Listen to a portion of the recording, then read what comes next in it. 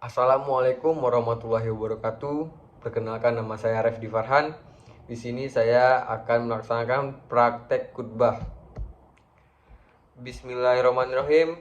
Barakallah li wa lakum fi Qur'anil azim wa nafa'ni wa iyyakum bima fi minal ayati wa zikril hakim.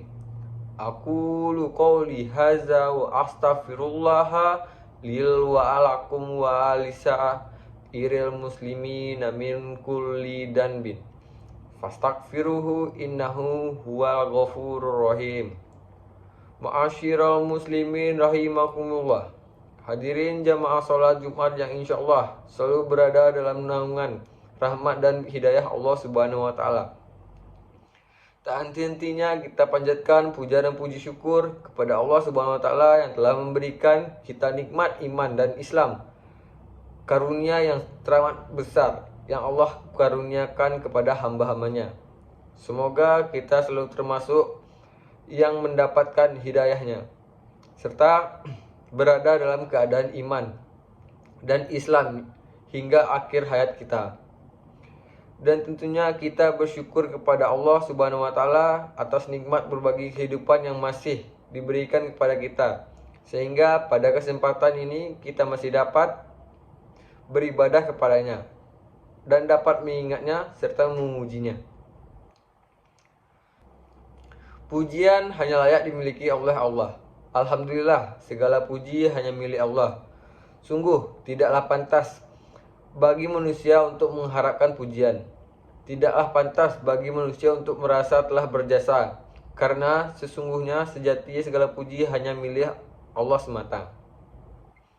Pada kesempatan yang mulia ini, kami selaku khatib mengajak kepada hadirin sekalian, marilah kita senantiasa meningkatkan keimanan dan ketakwaan kita kepada Allah.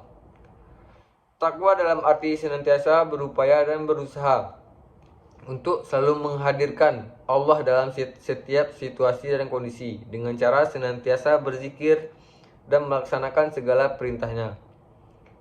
Takwa dalam arti kita senantiasa melibatkan Allah dalam setiap persoalan yang kita hadapi dengan cara berdoa, memohon pertolongan, dan bermunajat kepadanya, sehingga akan menimbulkan ketentraman dan ketenangan dalam setiap kehidupan kita.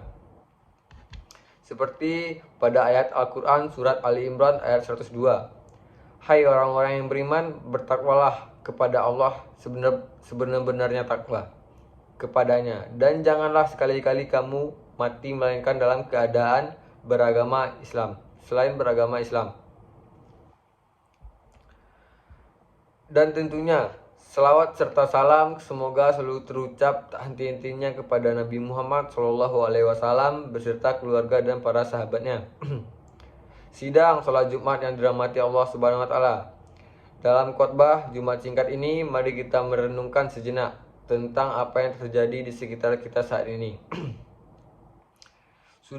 Di mana kita sedang menjalani masa pandemi COVID-19 yang sudah berjalan lebih dari 2 tahun. Sudah banyak orang yang meninggal, tidak sedikit di antara mereka adalah saudara kita. Tiba-tiba sahabat kita meninggal dunia, siapa saja dan kapan ataupun di mana saja bisa meninggal dunia. Kematian adalah sesuatu yang pasti kita hadapi. Sesuatu yang menjadi gerbang dari kehidupan dunia menuju kehidupan akhirat adalah kematian.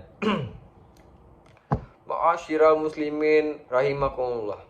Dalam surat Al-Baqarah ayat 28 Allah berfirman, bagaimana kamu ingkar kepada Allah padahal kamu tadinya mati, lalu dia menghidupkanmu, kemudian dia mematikan kamu, lalu dia menghidupkan kamu kembali, kemudian kepadanya lah kamu kembali.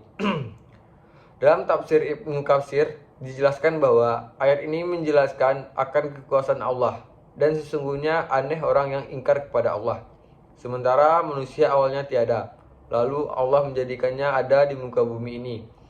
Ayat ini juga menunjukkan bahwa kita semua pasti mati, dan kita semua pasti akan dibangkitkan kembali setelah kematian itu. Jamaah sholat Jumat yang dirahmati Allah Subhanahu wa taala. Maka apa saja kewajiban kita dalam kehidupan ini sebagai persiapan diri kita sebelum menghadapi kematian? Tentunya ada banyak hal. Namun setidaknya ada 3 hal yang akan kita bebas pada kesempatan berharga ini. Pertama, beramal sebaik mungkin. Dalam surat Al-Mulk ayat 1-2 Allah berfirman, Maha suci Allah yang menguasai segala kerajaan, dan Dia maha kuasa atas segala sesuatu, yang menciptakan mati dan hidup untuk menguji kamu, siapa di antara kamu yang lebih baik amalnya, dan Dia maha perkasa dan maha pengampun. Ma'asyiral muslimin rahimakumullah. Seperti apakah amalan yang terbaik itu? Satu di antara indikatornya adalah pekerjaan itu dilakukan dengan istiqomah. Dalam hadis riwayat Abu Hurairah, Rasulullah Shallallahu Alaihi Wasallam bersabda, sesungguhnya sebaik-baiknya pekerjaan adalah yang rutin atau berkelanjutan, meskipun itu sedikit. Beramal sebaik mungkin juga berarti bahwa pekerjaan itu kita lakukan dengan seikhlas mungkin, semaksimal mungkin, dan dengan sesempurna mungkin, baik dalam interaksi kita kepada Allah maupun kepada sesama manusia.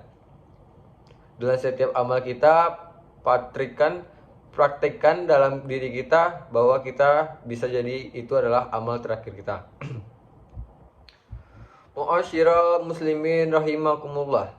Yang kedua, menyiapkan amal yang terus mengalir pahalanya. Di antara yang dapat kita persiapkan adalah dengan memperbanyak amal jariah, ilmu yang bermanfaat, serta mendidik anak-anak kita menjadi anak-anak yang soleh yang dapat mendoakan kita kelak sebagai mana hadis Rasulullah ya.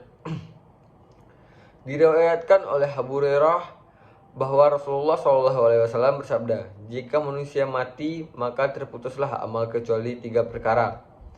Yang pertama, sedekah jariah, ilmu yang diambil manfaatnya, dan anak soleh yang selalu mendoakan orang tuanya. Hadis riwayat Muslim. Yang ketiga, berdoa agar diberikan husnul khotimah. Apakah itu husnul khotimah? Di antara tanda utama husnul khotimah ialah apabila ia mengucapkan kalimat la ilaha illallah di akhir hayatnya. Dalam sebuah hadis sahih yang diriwayatkan oleh Abu Daud, Rasulullah SAW bersabda, barang siapa yang akhirnya perkataannya adalah la ilaha illallah, maka dia akan masuk surga. Indikator lainnya dari seorang yang husnul khotimah apabila ia mengerjakan pekerjaan baik di akhir hidupnya. Rasulullah SAW bersabda, apabila Allah menghendaki kebaikan kepada seseorang, maka Allah membuatnya beramal. Para sahabat bertanya, bagaimana membuatnya beramal? Beliau menjawab, Allah akan memberikan taufik padanya untuk melaksanakan amal sahih sebelum dia meninggal. Hadis riwayat Ahmad dan Tirmizi. Selain berusaha dengan segenap amal soleh untuk mencapai husnul khotimah, kita juga harus selalu berdoa agar Allah mewafatkan kita dalam keadaan husnul khotimah. Akhirnya, semoga kita menjadi hamba Allah yang berhasil dalam mempersiapkan kehidupan kita, yang mampu meningkatkan keimanan dan ketakwaan kita kepada Allah Subhanahu wa taala, dan Allah menjadikan kita sebagai orang-orang yang wafat dalam keadaan husnul khotimah. Allahumma firli lil muslimina wal muslimat wal mu'minin wal mu'minat al ahya minhum wal amwat innaka sami'un qaribun muhibun da'awat Rabbana la tu'akhizna inni nasina au akhtana Rabbana wala tahmil alaina isron kama halam tahu alazina min qablina Rabbana wala tuhamilna mala toko lana bihi wa'fu anna waghfir lana warhamna anta maulana fansurna 'alal qaumil kafirin. Rabbana atina fid dunya hasanah wa fil akhirati hasanah wa qina azabannar. Walhamdulillahirabbil alamin. Inna Allaha ya'muru bil adl wal ihsani wa itazil qurba wa yanha anil faisha wal munkari wal baigi ya'izkum la'allakum takazzarun.